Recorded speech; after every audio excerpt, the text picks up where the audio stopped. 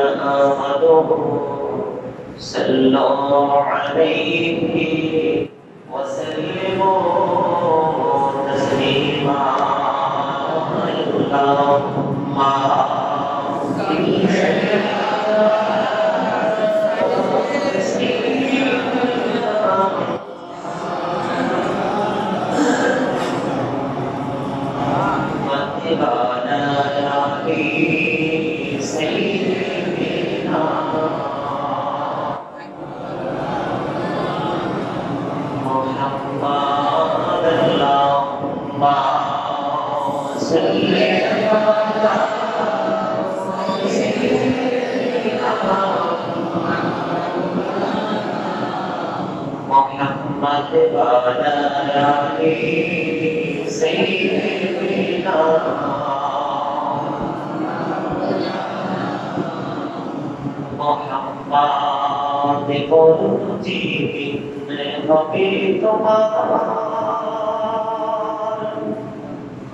क्यों হবে না সাথী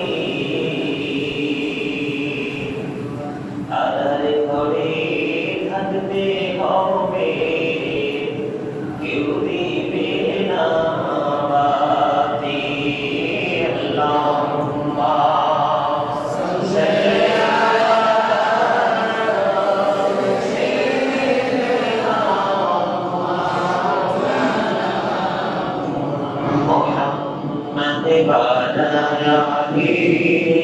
سيدنا محمد لا إله إلا الله لا إله إلا الله لا إله إلا الله لا إله إلا الله لا إله إلا الله محمد رسول الله صلى الله عليه وسلم الله الله الله الله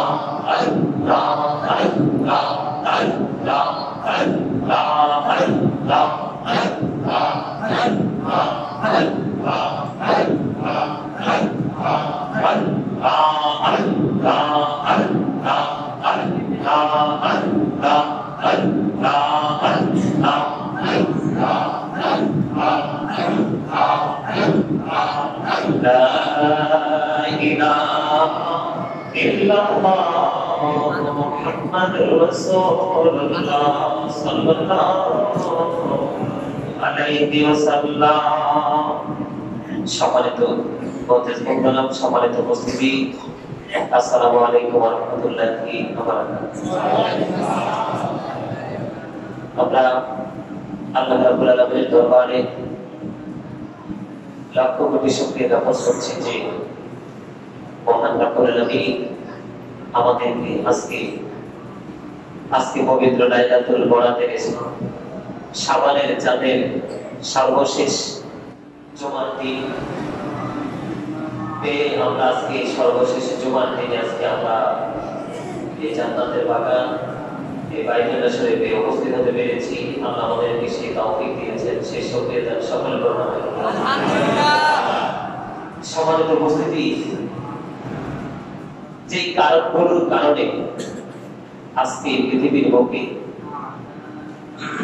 আসমানি গজব নেমে এসেছে এবং এই পৃথিবীর মানুষগুলো যদি সুস্থ না হয়, এই পৃথিবীর মানুষগুলো যদি সুস্থ না হয়, তাহলে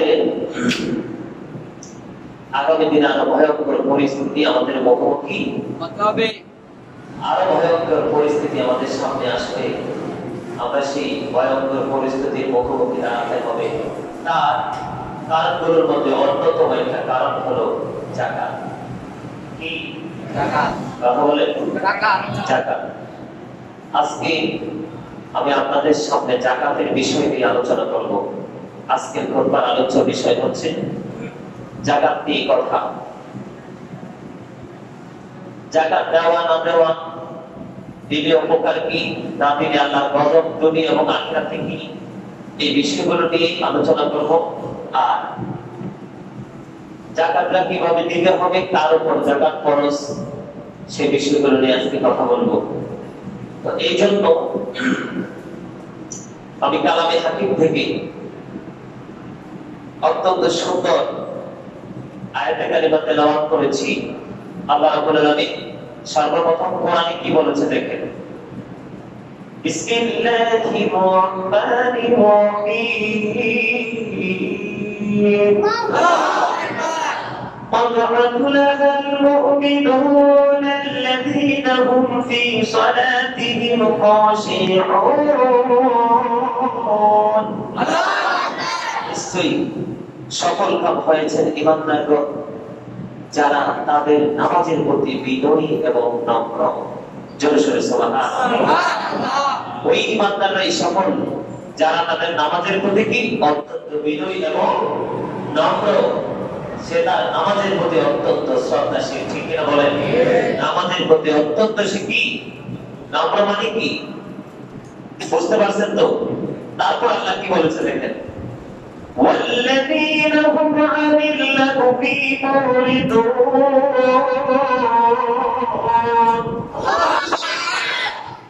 যারা অনর্থক অপ্রয়োজনীয় আপনার কাজ হতে যারা বিরত থাকে। সুবহানাল্লাহ বলেন। এই বর্তমান সময় গজবের অন্যতম কারণ এখনকার মানুষ কাজের চাইতে অকাজে বেশি করে। ঠিক কিনা বলেন? কথা বলেন না কেন? কিন্তু যারা অনর্থক অপ্রয়োজনীয় কাজ থেকে বিরত থাকে তাদের জন্য কি কল্যাণ। তারপরে কি বলেছে, والذين هم للزكاة فاعلون। এবং যারা যথাযথভাবে যাকাত আদায় করে। সুবহানাল্লাহ। সফল কারা? সর্বপ্রথম কি বলেছে আল্লাহ, যারা নামাজের প্রতি অত্যন্ত বিনয়ী এবং নম্র। দুই নম্বরে বলেছে যারা অনর্থক কাজকর্ম থেকে কি থাকে বিরত থাকে। তিন নম্বরে বলেছে যথাযথভাবে যারা যাকাত আদায় করে। জোরে সোরে সুবহানাল্লাহ। আরেকটু মুহাম্মদে সুবহানাল্লাহ। খুশি হয়েছেন না? কে বলেছে? আল্লাহ রাব্বুল আলামিন। কোরআন কারীম অত্যন্ত সুন্দর করে বলেছে। এবার আসেন প্রথম দিকে আসি খুতবা। আলহামদুলিল্লাহিল্লাযী জাআলা ফি আবআলিল আবদিয়া হাক্কাল লিসাইরিল সাহিরি ওয়াল মাহরুম। আল্লাহু আকবার। আল্লাহু আকবার। সমস্ত প্রশংসা আল্লাহ রাব্বুল আলামিনের জন্য, যিনি ধনীদের সম্পদের মধ্যে অপদগ্রস্ত যারা, বঞ্চিত যারা, দুস্থ যারা তাদের হক কি করেছেন নির্ধারণ করেছেন। জোরে সোরে বলেন না আল্লাহু আকবার। আপনারা আমার কথা বুঝেন নাই? আমি একটু ভেঙে বলতে হবে, আপনার না হয় বুঝবেন না। বড় লোকের কাছে আম ধরছে। কার কাছে? বড় লোকের কাছে আম ধরছে। বড় লোকের কিন্তু বাড়ির গেট আছে, সে পৃথিবীর দৃষ্টিকোণ থেকে গেট দিয়ে প্রাচীর তৈরি করে দিয়েছে। কিন্তু আল্লাহ রাব্বুল আলামিনকে চাইতে হলে, পাইতে হলে, পরকালে শান্তি পেতে হলে এই গেট ওপেন করে দিয়ে গরিবের জন্য এই গাছের আম বন্টন করে দিয়ে দিতে হবে। এটাই হলো হক। এটা আল্লাহ নির্ধারণ করে দিয়েছে। কি করে দিয়েছে? তার মানে দুস্থ যারা, গরিব যারা, বঞ্চিত যারা, অসহায় যারা, তাদের জন্য ধনী লোকের সম্পত্তির মধ্যে আল্লাহ রাব্বুল আলামিন কি করে দিয়েছেন? কথা বলেন। আল্লাহ রাব্বুল আলামিন কি করে দিয়েছে? অধিকার দিয়েছে, তাদের উপর নির্ধারণ করে দিয়েছেন সেই হক। ঠিক কিনা বলেন? ঠিক। আরো জোরে ঠিক। আমার কথা কি বুঝতে পারছেন? ঠিক। তো আল্লাহ রাব্বুল আলামিন এটাতে দিয়েছেন, এই নির্ধারণ করে দিয়েছেন, এটা একমাত্র ধনী লোককে বাঁচানোর জন্য। কিসের জন্য?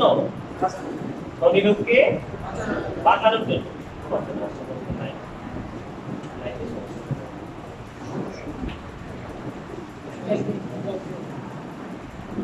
কাকে? আমার সাথে একটু কথা বলেন। সম্মানিত উপস্থিতি, আজকের বিষয়টা অত্যন্ত গুরুত্বপূর্ণ। জ্ঞানী লোক যারা, তারা বুঝতে পারতেছেন।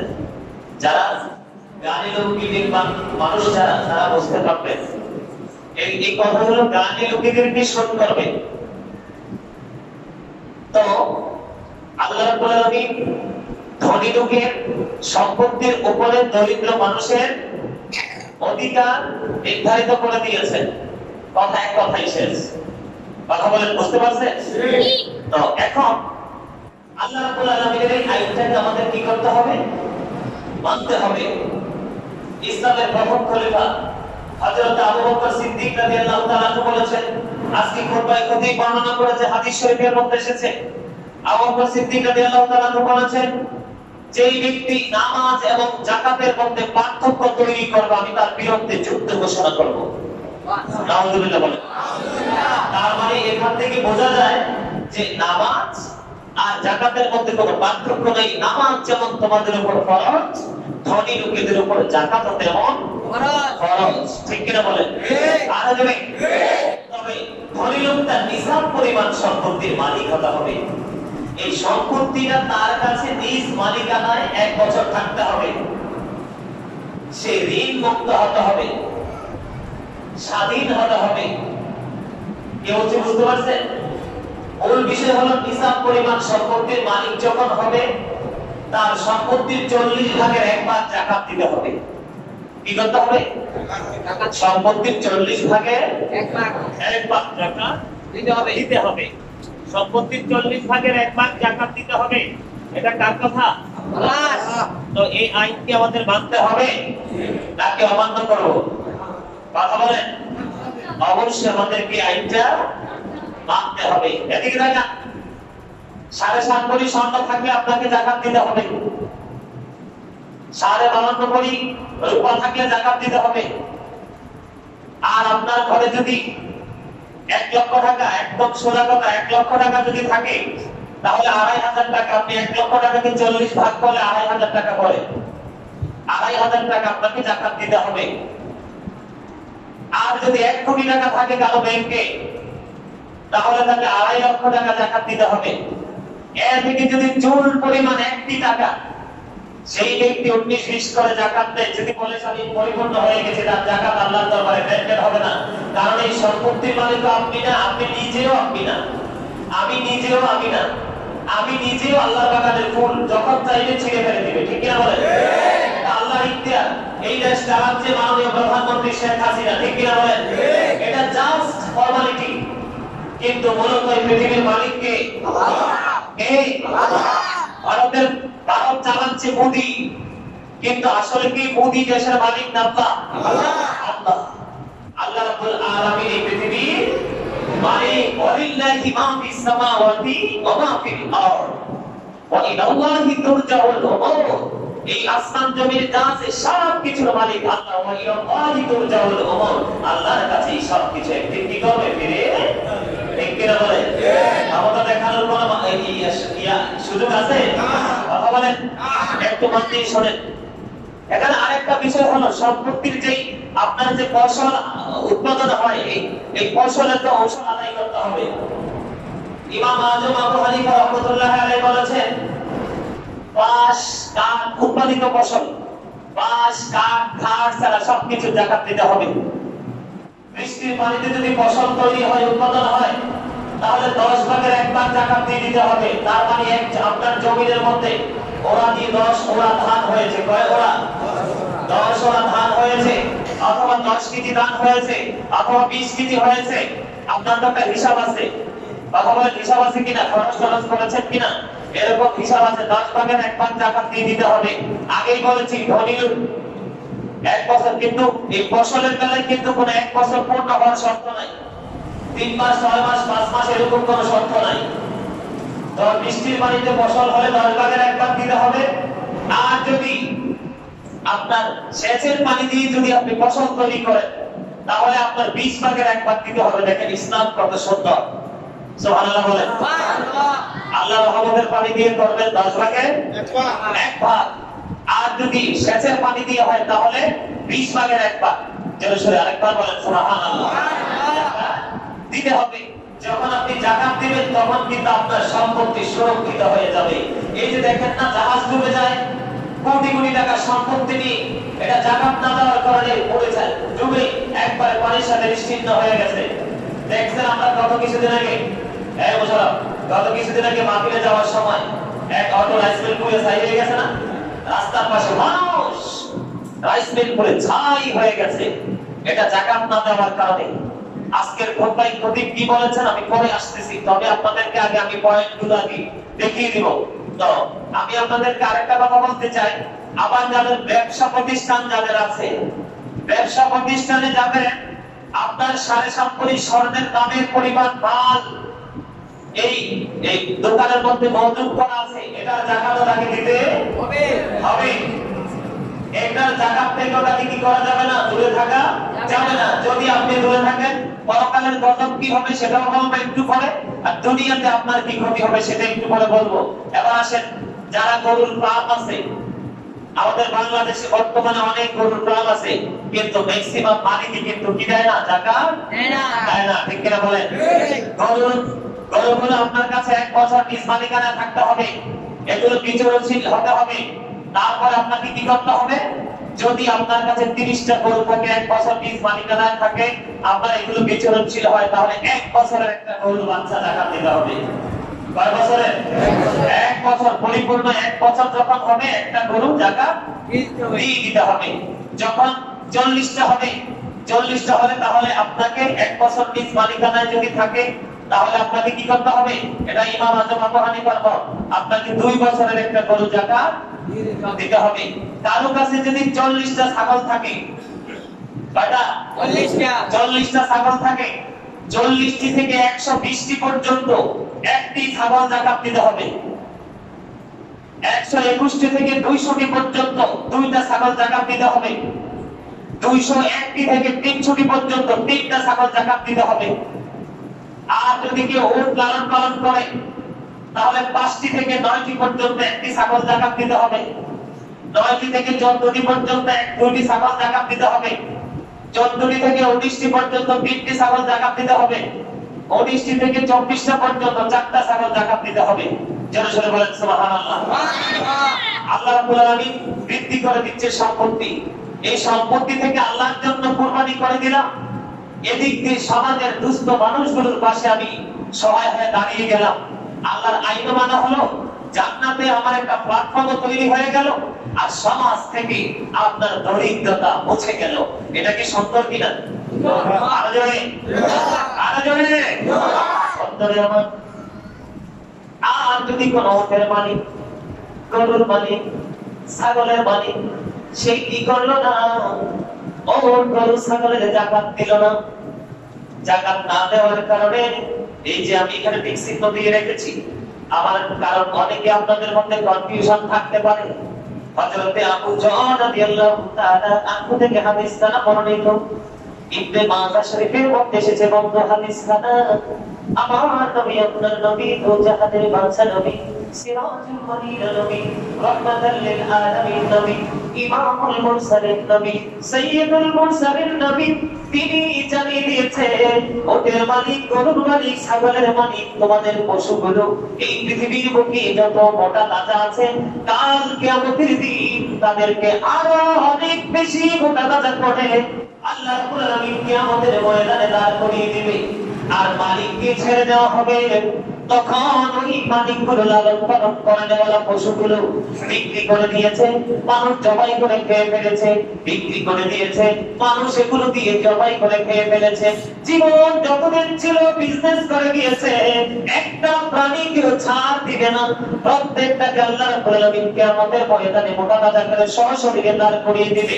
এই যে হাদিস শরীফ প্রমাণ করেছে, ইবনে মাজাহ শরীফের মধ্যে এসেছে, তাদের শিকগুলো দিয়ে মালিককে কত মারতে থাকবে, আর পা দিয়ে বদলিত করতে থাকবে, একবারে পিছে ফেলবে, এমনি করে করে পালা ধরে ধরে মালিকগুলোর উপর নির্যাতন চালিয়ে থাকবে। এটা কন্টিনিউ আল্লাহ রাব্বুল আলামিনের ওয়াদার মধ্যে চলতে থাকবে। জোরে জোরে বলেন নাউযুবিল্লাহ। ভয়ঙ্কর কথা না? এটা হলো যারা গরু, ছাগল, ওট, ফার্মের মালিক, তাদের পানিশমেন্ট। আর যাদের ঘরে কি আছে, সোনা গয়না আছে, ব্যবসা প্রতিষ্ঠানে মাল জমা করে রাখা আছে, গোডাউনের মধ্যে কোটি কোটি টাকার মাল জমা করে রাখা আছে, ও বন্ধু, তাদের সাজা আরো বড় ভয়ঙ্কর। আলেমদের কথা শুনলো না, কোরআন হাদিসের কথা মানলো না, আল্লাহ রাসূলের কথা মানলো না, আল্লাহ রাব্বুল আলামিন তাদেরকে যেমন ধরেন স্বর্ণকার রাজের স্বর্ণ গলায় দেখছেন নি, সরাসরি একবারে গোড়াও দিকে দেখছেন নি? আমি কিন্তু দেখছি যেখানে স্বর্ণগুলোকে গলায় গলাইয়া একবারে পরিপূর্ণ কারুকাজ দ্বারা সুন্দর করা হয়, এটার মধ্যে যদি যায় বসে কোন সুস্থ মানুষ মুক্ত বসতে পারবে না।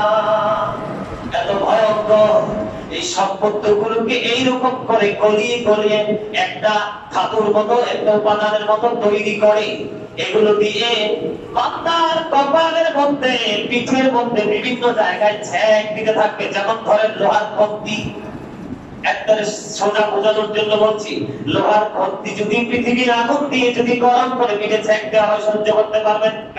কথা বলেন পারবেন? এই পৃথিবীর আগুন তো বন্ধ কিছুই না রে, এই পৃথিবীর আগুন কিছুই না, এই পৃথিবীর আগুন একেবারে নাথিং।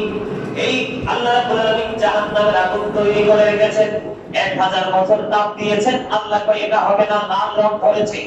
এটাকে বাদ দিয়ে আরো 1000 বছর তাপ দিয়েছেন, সাদা রং ধরেছে। এটাকে বাদ দিয়ে আরো 1000 বছর তাপ দিয়েছেন, এখন বর্তমানে জাহান্নামের আগুন একেবারে কালো কুঞ্চিত রূপে আছে। এই আগুনের মধ্যে গুলো উত্তপ্ত আগুনের মধ্যে উত্তপ্ত করে গরম করে করে বান্দার কপালে এবং পিঠে অঙ্গ প্রত্যঙ্গে ছ্যাঁক দেওয়া হবে। যে ব্যক্তিগুলো বন্ধু পৃথিবীর বুকে আল্লাহ রাসূলের আইনকে অমান্য করে যাকাত দেওয়া বন্ধ করে দিয়েছে, জোরে নাউযুবিল্লাহ। আর মহব্বতে বলুন না নাউযুবিল্লাহ। বন্ধুরে আমার, এখানে থামতে হয়। হযরত আবু হুরায়রা রাদিয়াল্লাহু তাআলা আনহু থেকে হাদিস কানা বর্ণিত। বন্ধুরে আমার নবী অত্যন্ত সুন্দর করে দিয়েছেন অন্যতম হাদিস গ্রন্থ বুখারী শরীফের হাদিস। কাল কিয়ামতের ময়দানে যাদের সম্পত্তির যাকাত দিবে না, কাল কিয়ামতের ময়দানে এত ভয়ঙ্কর সাপ তার সম্পত্তিগুলোকে বানানো হবে, ভয়ঙ্কর সাপ বানানো হবে। এই যে বুখারী শরীফের হাদিস, হাদিস শরীফের মধ্যে এসেছে সাপের মাথার মধ্যে দাগ থাকবে, আর এই দাগটা হলো বিষের কৌটা। কিসের? বিষের ধরেন বিষ, ওই যে অনেকে বিষ খেয়ে মারা যায় না, বোতলের মধ্যে বিষ সংরক্ষণ করা থাকে না, এইরকম তার দাগগুলো হবে বিষের কৌটা। সে কিয়ামতের ময়দানে অটোমেটিকলি যেই সম্পত্তির মালিক ধনী লোকেরা গলার মধ্যে অটোমেটিকলি পেঁচিয়ে ফেলবে, পেঁচাইয়া তার দুই গাল ধরে ধরে টানবে আর সবল মারতে থাকবে, বিষের যন্ত্রণায় ছটফট ছটফট করবে। ওই যে পুরাণ ওয়াজ আবার একটু করতে হয়, সব সময় যেটা বলে থাকি, আল্লাহ যে বলেছে লা ইয়ামুতু, মরার সুযোগ নাই, ফিহা ওয়ালা ইয়াহইয়া, বাঁচার সুযোগ নাই, ওয়া মা হুম আলা বিগাইবিন, কারোর সহযোগিতা নিয়ে সেদিন পালাইবার কোনো সুযোগ থাকবে না। কথা ভয়ঙ্কর কিনা বলেন? এবার আমার দিকে তাকান, আল্লাহর নবীর হাদিস, এই হাদিস খানে এসেছে ইবনে মাজাহ শরীফের মধ্যে। দেখে দেখে বলি যেন বিশ্বাস করতে কষ্ট না হয়। আল্লাহর হাবিব বলেছেন পৃথিবীর মধ্যে যখন নোংরামি বেড়ে যাবে, বেহায়াপনা বেড়ে যাবে, এখন কি নোংরামির যোগ না বেহায়াপনার যোগ না? পুরুষ বলেন নারী বলেন, ম্যাক্সিমাম নারী পুরুষ বন্ধু উশৃঙ্খল, বিশৃঙ্খল, নোংরা ভাবে চলাফেরা করতে পছন্দ করে, ঠিক কিনা বলেন? আল্লাহর নবী বলেছেন হে আমার উম্মতের দল, পৃথিবীর বুকে যখন মানুষগুলো শৃঙ্খল হয়ে যাবে, আমার উম্মতগুলো যখন কোরআন হাদিসের প্রতিকূলে দাঁড়িয়ে যাবে, তখন এই পৃথিবীর বুকে আমার আল্লাহ রাগ হয়ে এমন নতুন নতুন রোগ বিমার দিবে যেগুলোর নাম তোমরা কোনোদিনও শোনোনি। আজকের করোনা নতুন রোগ কিনা? এবার আসেন, আল্লাহর হাবিব আরো বলেছেন একই হাদিস, আল্লাহর হাবিব আরো বলেছেন যখন পৃথিবীর মানুষ মাপার সময় কোনো কিছু বিক্রি করার সময় ওজনে কম দিবে এবং মালের মধ্যে ভেজাল ঢুকিয়ে দিবে, আল্লাহর হাবিব আল্লাহর প্রিয় হাবিব হাবিবুল্লাহ বলেছেন তখন পৃথিবীর বুকে আমার আল্লাহ দুর্ভিক্ষ ঢুকিয়ে দিবে। জোরে সরে বলেন নাউযুবিল্লাহ। তখন দুর্ভিক্ষ মানুষকে হাত ছাড়ি দিয়ে রাখবে। তারপরে 3 নাম্বার হলো ক্ষমতাসীন লোক যারা আছে, ক্ষমতাসীন লোক তাদের অত্যাচারের শিকার যখন হবে দেশের সমাজের পাড়ার দরিদ্র মানুষগুলো, আর যখন জাকাত দেওয়ার উপযুক্ত মানুষ জাকাত যখন তারা দেওয়া বন্ধ করে দিবে, জাকাত দেওয়া যখন বন্ধ করে দিবে আল্লাহ রাব্বুল আলামিন রাগ হয়ে অত্যাচারের কারণে আর যাদের উপর যাকাত ফরজ হয়ে গেছে তারা যাকাত দেওয়া বন্ধ করে দেওয়ার কারণে, এই দুইটা সমস্যার কারণে এই পৃথিবীর বুকে আল্লাহ রাব্বুল আলামিন রাগ হয়ে বৃষ্টি দেওয়া বন্ধ করে দিবে। আল্লাহর হাবিবের হাদিস শরীফের শেষ অংশে বলেছে, এই পৃথিবীর বুকে যদি কোনো পশু পাখি না থাকতো আল্লাহ রাব্বুল আলামিন কখনোই পৃথিবীতে বৃষ্টি দিত না। নাউজুবিল্লাহ বলেন, আল্লাহ বলেন নাউজুবিল্লাহ। আমরা 18,000 মাখলুকাতের মধ্যে শ্রেষ্ঠ হয়ে কোনো লাভ আছে? না। কথা বলেন, লাভ আছে? আজকে দেখেন পশু পাখি, গরু ছাগল হাঁস মুরগি যা আছে ছোট্ট ছোট্ট পোকা পর্যন্ত স্বাধীন, তাদের চলার পথে কোনো বাধা নেই। আমরা সৃষ্টির শ্রেষ্ঠ জাতি হয়ে আমাদের চলার পথে অসংখ্য প্রতিবন্ধকতা। তার একটা মাত্র কারণ আল্লাহ রাব্বুল আলামিন সূরা ইউনূসে জানিয়ে দিয়েছেন। আল্লাহ রাব্বুল আলামিন বলেছেন, ইন্নাল্লাহা লা ইয়াযলিমুন নাসা শাইয়্যান ওয়ালাকিন্নান নাসা আনফুসাহুম ইয়াযলিমুন। আল্লাহ জানিয়ে দিয়েছেন আল্লাহ বান্দার উপর জুলুম করে না, বান্দা নিজের উপর জুলুম করে। আল্লাহ বলেছেন, আল্লাহু লা ইউহিব্বুস যালিমিন। আল্লাহ বলেছেন, আমি জালেমকে পছন্দ করি না। আল্লাহ বলেছেন, আমানি যালিমিন মিন আনসার। আমি জালেমরা যখন বিপদগ্রস্ত হয় আমি তাদের জন্য কোনো সাহায্যকারীও রাখি না। আল্লাহ রাব্বুল আলামিন আমাদের জন্য কোনো কিছু গোপন রাখা নাই, একবার স্পষ্ট করে দিয়েছেন। সম্মানিত উপস্থিতি, আমি আপনাদেরকে হাত জোর করে বলবো, আপনাদেরকে পায়ে ধরে বলবো, আপনারা কোরআন হাদিসের আইনগুলো একটু মানার চেষ্টা করেন। আমি গতকালকে আরিফ আমাকে ফোন দিয়ে জিজ্ঞেস করলাম আমার মুসল্লিগুলো সবাই ভালো আছে কিনা। আরিফ বলছে, হুজুর আপনার মুসল্লিগুলো সবাই ভালো আছে, কিন্তু আযান দিলে মসজিদে সবাই আসে না। এত কষ্ট করে আলোচনা করি, 5 মিনিটের সময় 5 মিনিটের পরে 10 মিনিট আলোচনা করি, কিন্তু আপনারা মসজিদে যদি না আসেন, আমি আপনাদেরকে আজকে একটা কথা একবার স্পষ্ট করে বলে দেই, আপনারা যদি 5 ওয়াক্ত নামাজ সঠিকভাবে মসজিদে না আসেন, অসুবিধা থাকলে রাস্তায় পড়েন, দোকানে পড়েন, ব্যবসা প্রতিষ্ঠানে পড়েন, সমস্যা নাই, কিন্তু যদি মসজিদে না আসেন, নামাজ যদি না পড়েন, আমি খোদার কি কসম আপনার চরিত্রকে কখনো ফুলের মতো পবিত্র করতে পারবেন না, কোনোদিনও পারবেন না। কারণ আমার আল্লাহ বলেছে, তুমি সুন্দর হতে হলে ঈমানকে শক্ত করে ধরে তুমি নামাজি হয়ে যাও। সম্মানিত উপস্থিতি, আমি আজকের আলোচনার শেষ মুহূর্তে একটা কথা বলি। আপনাদের এখান থেকে গত শুক্রবারে যে জুমার নামাজ পড়াই গেছি, 2টা প্রোগ্রাম ছিল, এপ্রিলের 2 তারিখ ছিল। এই যে রাতে প্রোগ্রাম করে আসা যে বিছানায় শুয়েছি, এত সিরিয়াস অসুস্থ ছিলাম আমি, কিন্তু কাউকে বুঝতে দেই নাই, এত ভয়ঙ্কর অসুস্থ ছিলাম আমি। ওই যে আমার এই ভাইকে আমি জানাইছি, নাজমুল ভাইকে, ওনার সাথে আমার কমিউনিকেশন আছে, ডাক্তার সাহেব, উনি আমার একটা ট্রিটমেন্ট একটা ওষুধ দিয়েছিল, আমি ইনশাআল্লাহ ওনার ওষুধ দিয়েছিল, আমি এখন পরিপূর্ণ প্রায় আপনার 95% সুস্থ। ওই যে ওষুধ দিল না, আমি দেখে দেখো আমি কিন্তু 95% সুস্থ। আশা করি আর কয়েকদিন আমি সুস্থ হয়ে যাবো। ওনার সাথে একটু আলাপ করছিলাম, কাউকে বুঝতে দেই নাই। সম্মানিত উপস্থিতি, এখানে একটা কথা, অসংখ্য অগণিত কোটি কোটি মানুষ আমার বক্তব্য আছে, হৃদয় থেকে ভালোবাসার মানুষ আছে, কিন্তু আমি যে অসুস্থ ছিলাম আমার এই কষ্টের ভাগ কিন্তু কেউ একটা সেকেন্ডের জন্য নিতে আসে নাই। ঠিক কিনা বলেন? কেউ আসছে, কেউ নিতে আসে নাই। সম্মানিত উপস্থিতি, এটাই হলো পৃথিবীর নিয়ম। ঠিক তেমনটি হবে পরকালে, আপনার ইন্তেকালের পরে। আর আজকের এই পৃথিবীর কষ্ট তো কিছুই না, পৃথিবীর দুঃখ কষ্ট কিচ্ছু না। আপনার ইন্তেকালের পরে যেটা হবে, কবর হাসরে যেটা হবে, সেটার মতো ভয়ঙ্কর, সেটার মতো কষ্টের, সেটার মতো যন্ত্রণা আর কোনো কিছু হতে পারে না। তো আমি আপনাদেরকে বলতে চাই, আসছে সামনে রমজান মাস, এই রমজান মাসে আপনারা, আগামী শুক্রবার তো এই বিষয়গুলো নিয়ে আলোচনা হবে, আপনারা আসছে সামনে রমজান মাস বেশি বেশি করে আপনারা যদি কারো সম্পত্তির যাকাত কিভাবে দিবেন, যদি কারো মাথায় না আসে, বুঝে না আসে, আমার সাথে ফোনে আলাপ করতে পারেন, অথবা আপনি জুমাতে আমার সাথে আলাপ করতে পারেন। যদি দেওয়ার ইচ্ছা থাকে, আমি আপনাদেরকে বলি, যদি দেওয়ার ইচ্ছা থাকে তাহলে পুঙ্খানুপুঙ্খানুরূপে দিবেন। আমাদের দেশে কিন্তু চারাল মার্কা বড় লোক আছে, সারাল চিনি, সারাল, এটাকে সারাল মার্কা বড় লোক বলে। আপনার কম দামি কিছু অসভ্য ব্যবসায়িক আছে, কিছু অসভ্য ব্যবসায়িক আছে, রোজা আসলে বড় করে লেখে এখানে জাকাতের মাল বিক্রি করা হয়। এগুলি জাকাতের কাপড়, কোম্পানি কি বলে দিছে যেগুলো জাকাতের কাপড়? কথা বলেন, এখানে কি একটা বার বলা আছে? কত জাকাত দিয়ে অনেকগুলো কিতাব দেখেছি, কিন্তু কোন কিতাবের মধ্যে এরকম কোন লেখালেখি নাই যে এই জাকাত দাও, কাপড় কিনে জাকাত দাও। কিছু অসভ্য আছে ব্যবসায়ী, আর কিছু সারাল আছে বড় লোক। এগুলো কি করে? কম দামে, একদম থার্ড ক্লাসের চাইতে নির্দিষ্ট কাপড় কিনে দরিদ্র মানুষগুলোকে বিক্রি করে দেয়। দিনে গরিবকে দামি জিনিস দিবেন, কথা বলেন ঠিক কিনা? দিনে গরিবকে ভালো জিনিস দিবেন, কারণ তার লোকাল জিনিস খেয়ে তো তার জীবন যায়, নরমাল জিনিস খেয়ে তার জীবন যায়। ভালো জিনিসের স্বপ্ন সে দেখতে পারে না। আপনি তাকে দিলে ভালো কিছু দিবেন। আমার মা কয় সবসময় করতে যারে মারবি এক করে দাওয়াই মারবি, আর যারা খাওয়াইবি এক করে পর্যন্ত খাওয়াইবি, আর যারা দিবি এক করে দেওয়ার মতো দিবি। যে তোর জন্য হাঁটু বাড়িতে নামবো তার মধ্যে মাথার উপর পর্যন্ত বাড়িতে নামবি। এগুলো আমার মায়ের ট্রেনিং, মার কাছ থেকে জীবনে যা শিখছি এর উপর একটা মা যদি প্রত্যেকটা ফ্যামিলিতে সন্তানরা পায় তাহলে একটা সন্তান জীবনে মানুষ হবে না, প্রত্যেকটা সন্তান মানুষের মতো মানুষ হবে।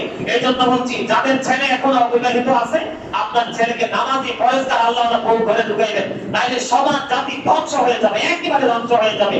পৃথিবীর অবস্থা এই মুহূর্তে একেবারে নষ্ট, আরো বেশি নষ্ট হয়ে যাবে। ঠিক কিনা বলেন? যাকাতের মাল অল্প টাকার দামের কাপড় দিয়ে যাকাতকে জাহির করার চেষ্টা করবেন না কেউ। গরিবকে ডেকে ডেকে টাকা দিয়ে দিবেন, কি দিয়ে দিবেন? টাকা। সেইটা দিয়ে যা মন চায় তা করো। আপনি দুস্থ মানুষকে দেখে দেখে কি করে দিবেন? টাকা দিয়ে দিবেন।